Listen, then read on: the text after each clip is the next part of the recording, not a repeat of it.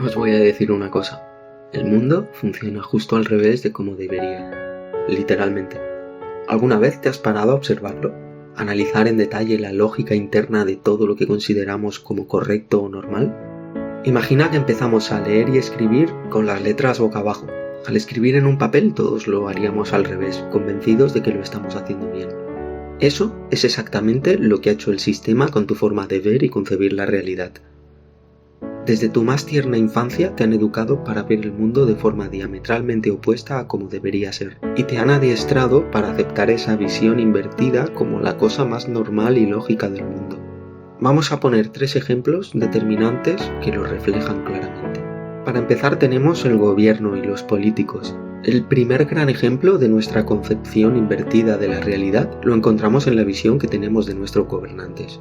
La mayoría de la población, no todos, ve y siente a los gobernantes y a los políticos como si fueran una casta superior que está por encima de ellos.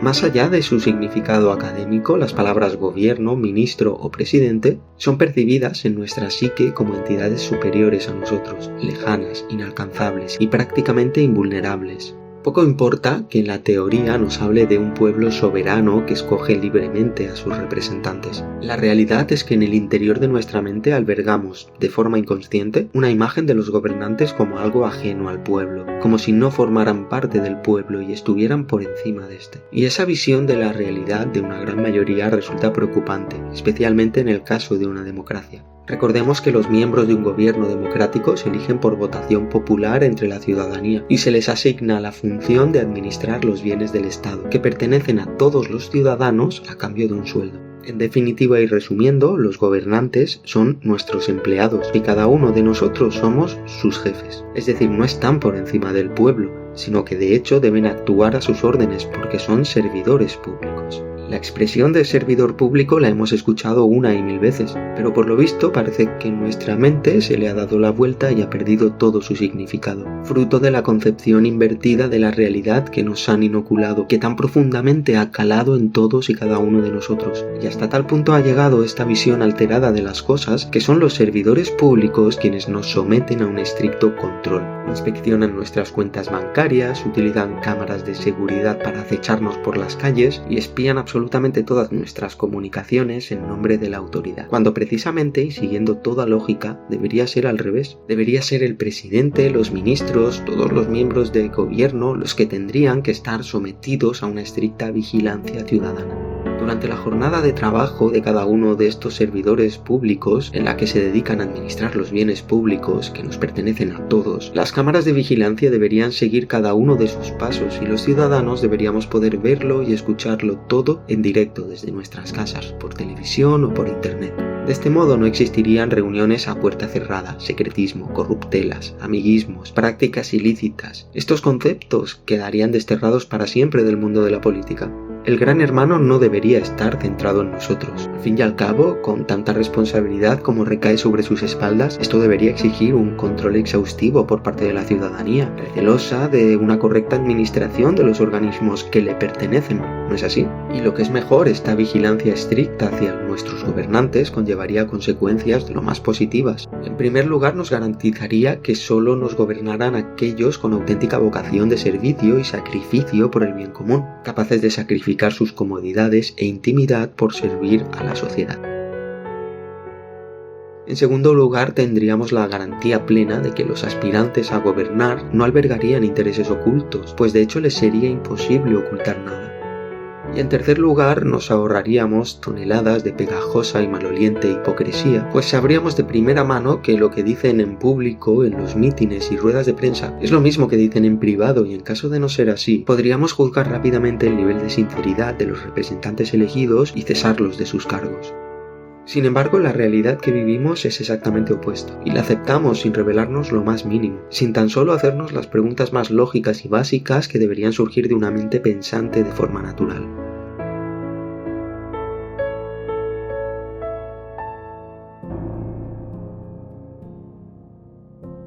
Por ejemplo, si para justificar la vigilancia masiva a la que estamos sometidos todos los ciudadanos, se nos dice que es por nuestra propia seguridad y que si no hemos cometido ningún delito no tenemos nada que temer, entonces ¿por qué nosotros no podemos monitorizar a nuestros representantes políticos todas las horas del día mientras ejercen su cargo? ¿Acaso pretenden ocultar alguna actividad ilícita? ¿Hay aspectos oscuros que se negocian a nuestras espaldas? Y si no es así, ¿por qué no quieren que lo sepamos? En el caso de los partidos políticos, ¿por qué no podemos ver todo lo que acontece en el interior de sus sedes, en vivo y en directo? Si aspiran a administrar los bienes comunes del Estado, ¿por qué no podemos vigilar a fondo cómo administran sus propias formaciones políticas, tanto los que están en el gobierno como los que no lo están?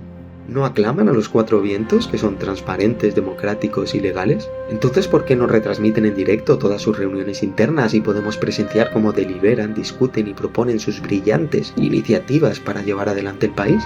¿O es que quizás lo que proclaman tan vehementemente en sus mítines y lo que expresan a puerta cerrada no es exactamente lo mismo y no quieren que lo sepamos?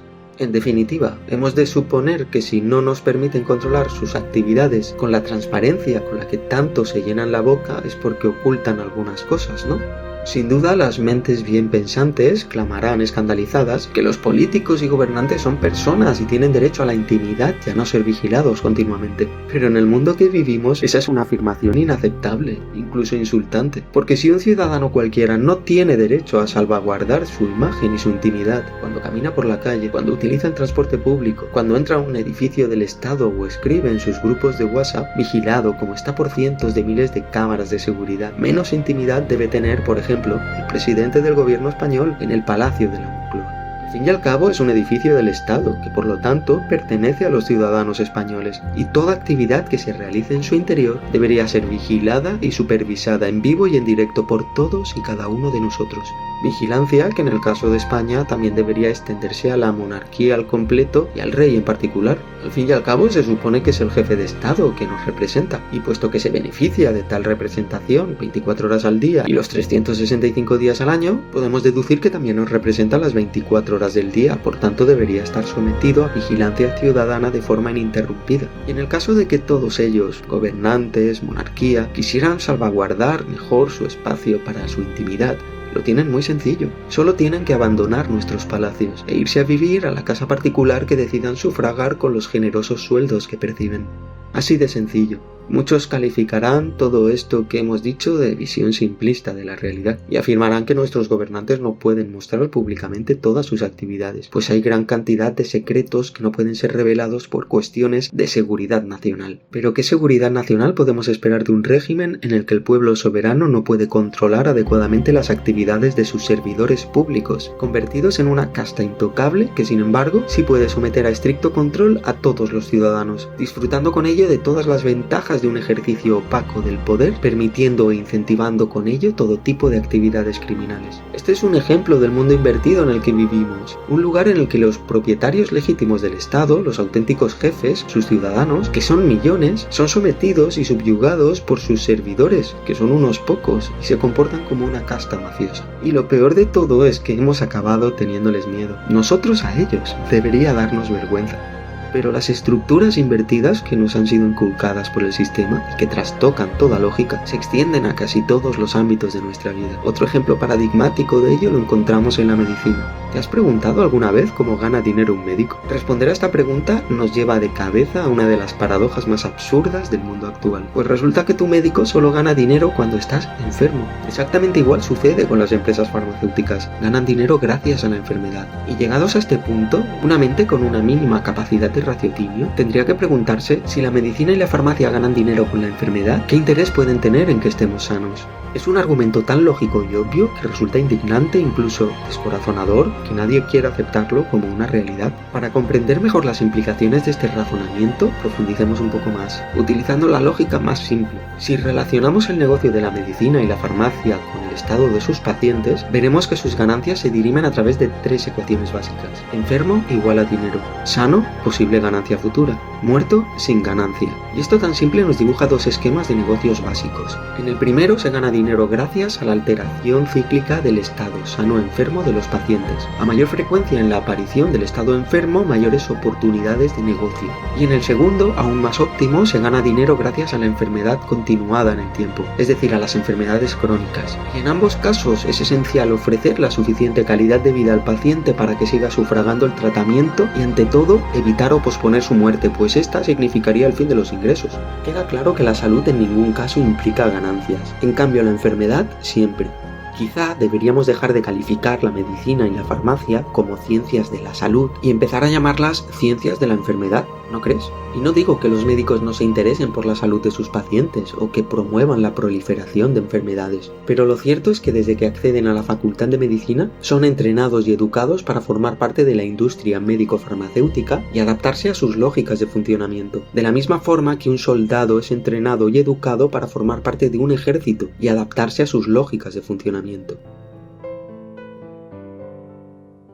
Siguiendo estas mismas lógicas, la industria farmacéutica gana inmensas cantidades de dinero gracias a la enfermedad, de la misma manera que la industria armamentística gana inmensas cantidades de dinero gracias a la guerra. Y llegados a este punto, ¿no resultaría demasiado ingenuo pensar que la industria farmacéutica promueve la salud? ¿O es que acaso alguien imagina a un fabricante de armas promoviendo la paz en el mundo? Sin duda alguna, algunos de vosotros os estaréis tirando de los pelos ahora mismo. Afirmaréis convencidos que la enfermedad es consustancial a la vida humana y a la naturaleza, y que la actividad de la medicina consiste precisamente en luchar contra la enfermedad. Es decir, concluirán que el cometido de las industrias médico y farmacéutica es luchar contra las enfermedades y que, por lo tanto, de forma lógica y natural, la inevitable aparición de la enfermedad reporta beneficios a ambas industrias sin que ellas tengan culpa de ello.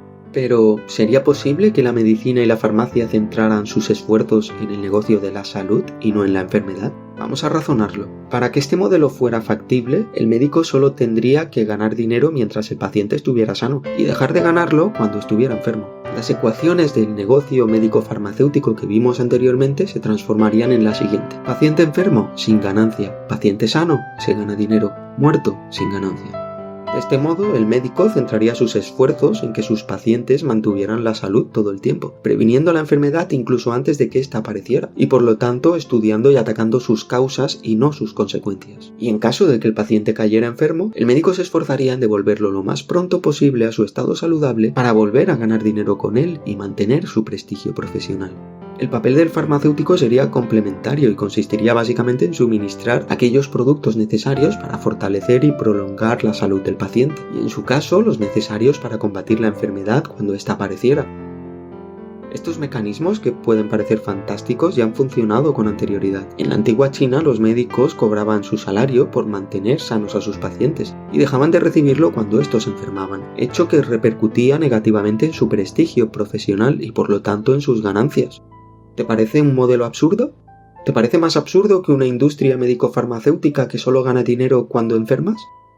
Pero quizá tendríamos que preguntarnos por qué desde sus inicios la medicina optó por un modelo en el que la ganancia se asocia a la enfermedad y no a la salud. Y la respuesta no puede ser más triste. La enfermedad es un periodo excepcional de crisis en la vida de una persona, en la que el enfermo, desesperado, se muestra dispuesto a ceder o pagar lo que sea necesario para salvar su vida, y el médico se erige en la única figura con capacidad para conseguirlo. Por esa razón, la medicina centra su actividad en la enfermedad, porque es la situación crítica que implica mayor acaparamiento de poder y autoridad, fluyendo desde el paciente hacia el médico. Lo hemos visto a lo largo de la historia, donde incluso reyes y emperadores se han inclinado ante sus galenos. En cambio, si la medicina centrara sus esfuerzos en mantener la salud del paciente, la situación de crisis asociada a la enfermedad correría en contra del médico, pues durante su transcurso perdería el prestigio social y desaprovecharía esa oportunidad única en la que el enfermo está dispuesto a conceder mayor dinero, poder y autoridad a su médico.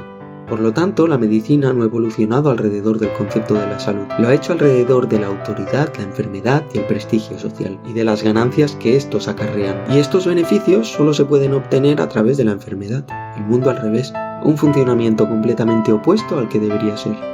Otro ejemplo muy similar es el de las autoridades y la seguridad. La función de las autoridades, formada por el gobierno, los jueces, los cuerpos de seguridad, debe ser teóricamente velar por la correcta convivencia social y la seguridad ciudadana, obligando a los miembros de la sociedad a cumplir las leyes y persiguiendo el delito cuando éste se produzca. Así es como funciona el sistema y todos lo tenemos plenamente asumido, interiorizado como algo bueno y correcto. Y si no, ahí están los miles y millones de películas y series de televisión protagonizadas por abnegados policías y brillantes abogados para recordárnoslo un día tras otro, al más puro estilo de un lavado de cerebro. Pero quizá nunca nos hemos hecho la pregunta clave: ¿qué sucedería si no se produjeran delitos? Imagina por un momento una sociedad justa y solidaria en la que la convivencia social fuera perfecta y no existieran conflictos, inseguridad, abusos ni crímenes. ¿Serían necesarios tantos jueces, fiscales, abogados, cuerpos de seguridad?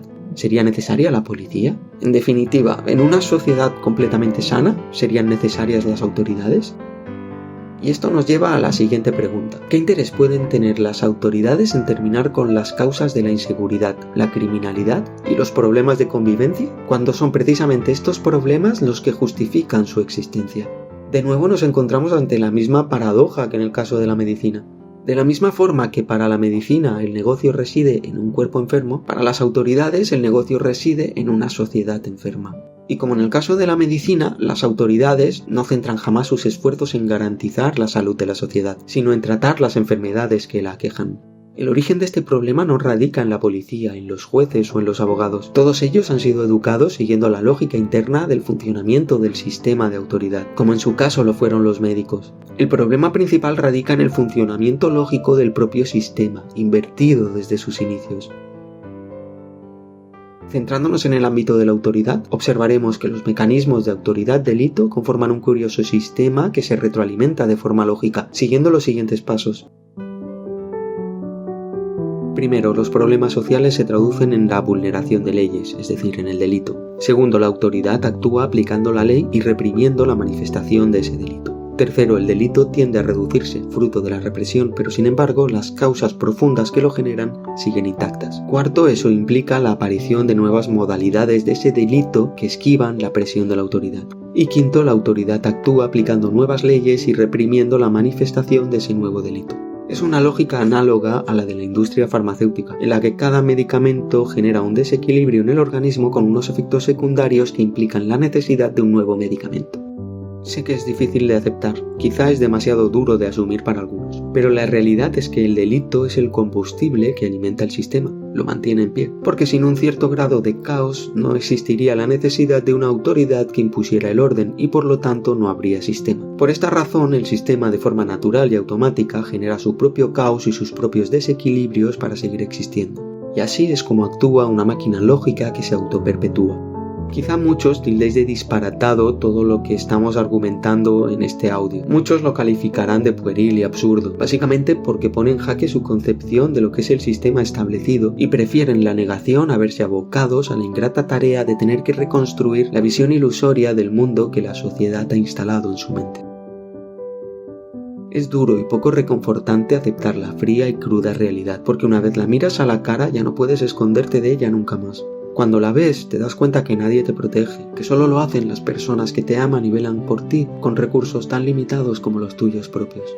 Por eso la mayoría de gente opta por la negación, por sacudir la cabeza y esconderla en un agujero bajo tierra, o descalificar al que señala al monstruo, tildándolo de loco, paranoico o indocumentado. Porque a la mayoría de la gente se le hace imposible aceptar que el mundo funciona al revés de como le han inoculado. Se le hace imposible asimilar que la industria médico-farmacéutica nos necesita enfermos para hacer negocio. Se le hace difícil comprender que los grandes poderes financieros enriquecen mucho más provocando crisis que promoviendo una economía estable y equilibrada. Que las religiones se alimentan del miedo y no de la fe. Que el periodismo se gana la vida con la mentira y con la manipulación y no con la verdad. Que el objetivo principal de la enseñanza reglada no es formar individuos, sino impedir que sean libres. Que el mejor aliado de un policía, un abogado o un juez es un buen corrupto, delincuente o criminal. Y sobre todo se les hace imposible aceptar que la única forma de que funcione correctamente nuestra sociedad es convirtiendo el ejercicio del poder en un abnegado sacrificio sin ningún tipo de recompensa, y que la humanidad solo empezará a ir bien cuando todos los gobernantes del planeta teman a sus pueblos.